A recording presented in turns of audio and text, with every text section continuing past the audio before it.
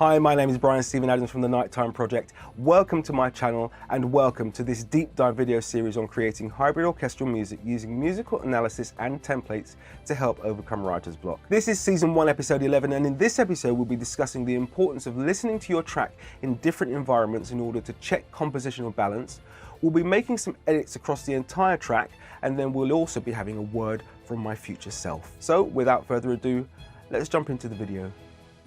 Now, for me, it's very important that I listen to the track not only at different volume levels to kind of work out which instruments are too loud or too quiet or have too much or too little reverb, but also in different listening environments. So, for example, at the back of the studio, I have an area, a vocal area that is soundproofed. So listening to the track in that environment, it tells me a hell of a lot, and it tells me that there's still a lot more to do in terms of balancing and in terms of the sonic arrangement of the track. Now, there was something that really stood out to me while I was listening, so have a look here at these staccato second violins. The volume intensity is actually rising to mirror that of this ARP. So as the ARP goes out, they come in. However, to my ears, they were a bit too loud. So on these, if you notice on the velocity, I scale the velocity to ramp up in the pre-section A. And then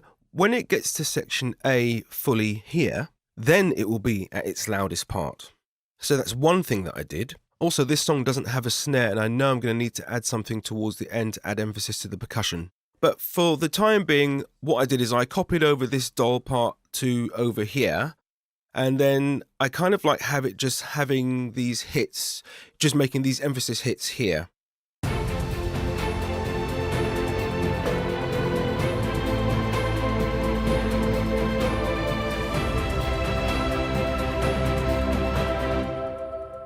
Just to give it some extra welly in the lacking snare department. Also, one thing that was quite apparent from listening in the vocal area at the back was the lack of weight in the low end in the percussion from the pre-section A going forward. You can get away with it prior to this, because if you have a listen here,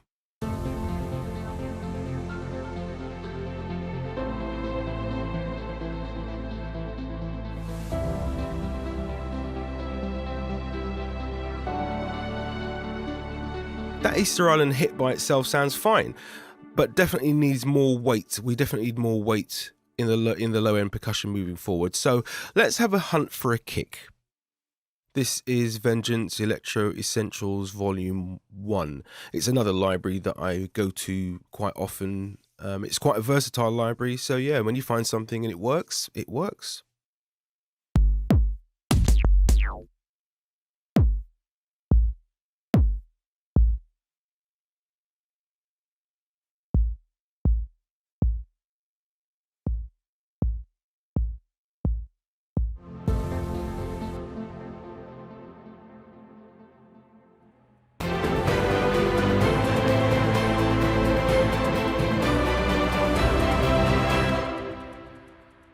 It's probably more apparent in the quieter parts than it is in the louder parts, but when it gets mastered, which I do in T-Racks, it should bring it out when I put the bass back into the track. Mixing is a completely separate kettle of fish.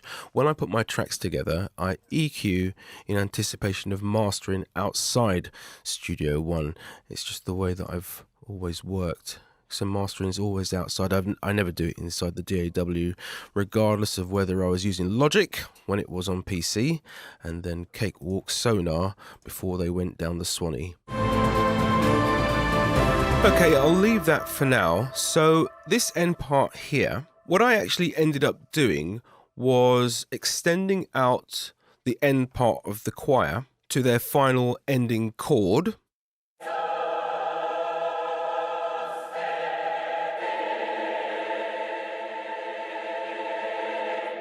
Same thing with the brass.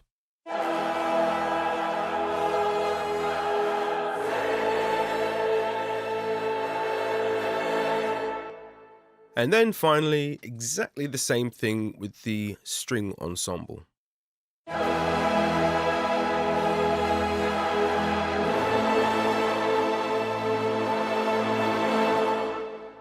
Then I added these really simple violin runs downwards. I'm still debating whether I should actually do them up, but I'm not sure.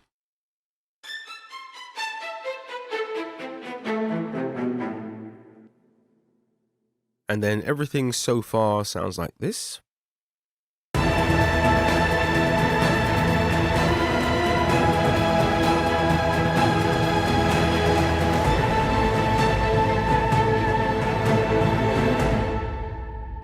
Might not sound like much just yet, because there's no transitions in the percussion whatsoever. So we haven't got any crashes, we haven't got any big hits, we haven't got any timpani rolls, but that will all come. We just need to get this ending sorted out and get it right.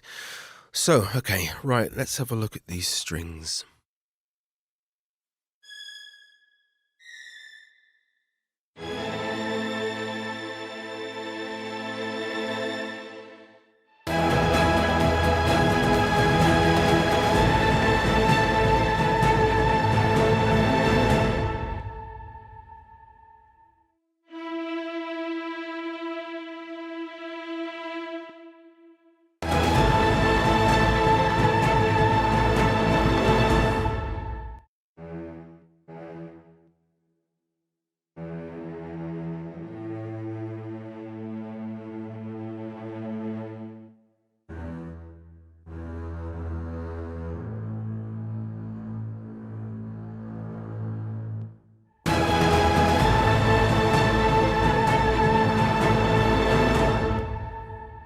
It's not intense enough.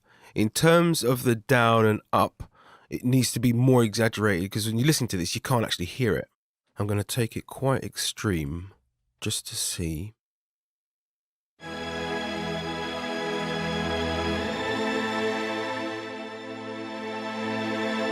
That makes more sense, because actually it does sound a lot more intense. That downward volume change really needed to be apparent that it was dropping. Of course, that now needs to be copied throughout all the instruments, so let's start with the brass.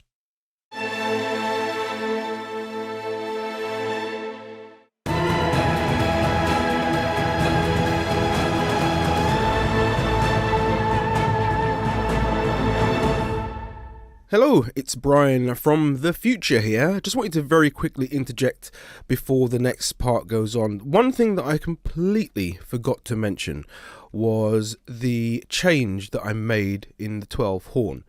So originally in this B section, the 12 horn was playing kind of like an accompaniment, and it done the same sort of thing here, I believe. However, what I did do is I changed this 12 horn line in the B section to follow the main melody, and the same for the A1 section, and it was only in the B section that we actually then introduced the kind of like the counter melody. So because we're discussing more or less, the next parts coming up are going to more or less be discussing the percussion, I've actually muted the percussion, and I'm going to play the line, I'll play the sections all together now, and you'll be able to hear what the difference was. So you'll hear that the 12 horn is now playing the lead.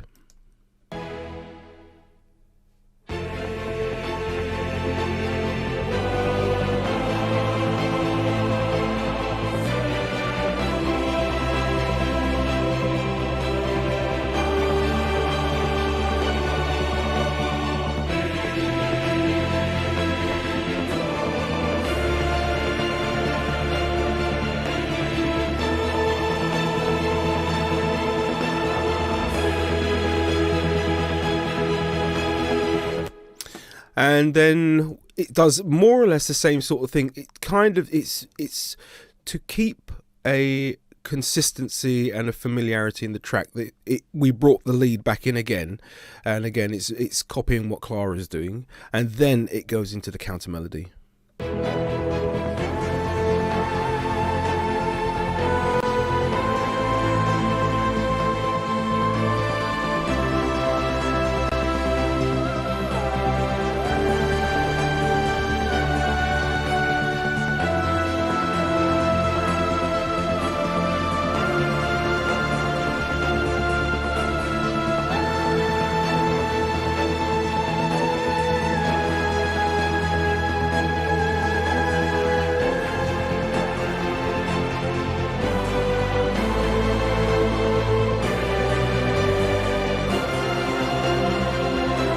and so on and so forth. You get the picture.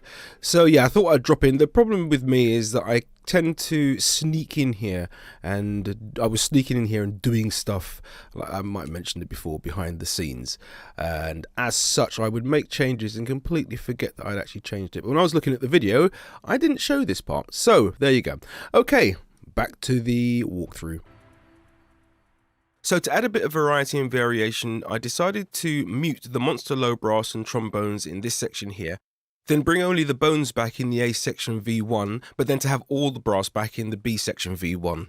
Now I used the doll previously to add a bit more emphasis to the percussion, but in this section here I really do want to have some sort of snare sound. Not necessarily a snare drum as such, but just something to give these a bit more emphasis. Not necessarily here, but certainly in the variations we want something else. So I'm looking for like a snare effect. So no doubt I'm probably looking for a sample. A lot of the time this is the reason why it takes me so long to finish a track, because a lot of the time I'm just hunting around for a sound to match the idea that I have in my head. See, something like that? Maybe. This is impact aluminium foil hit. Sounds a bit weird. I just want something to hit and kind of give a bit of a splash.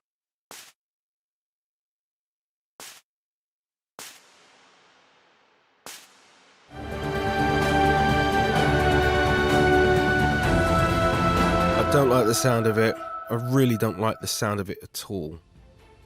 Thanks so much for taking the time to watch this video. In the next episode, we'll continue with the editing of the A and B section variation 1. Thanks again, take care, and I look forward to seeing you again soon.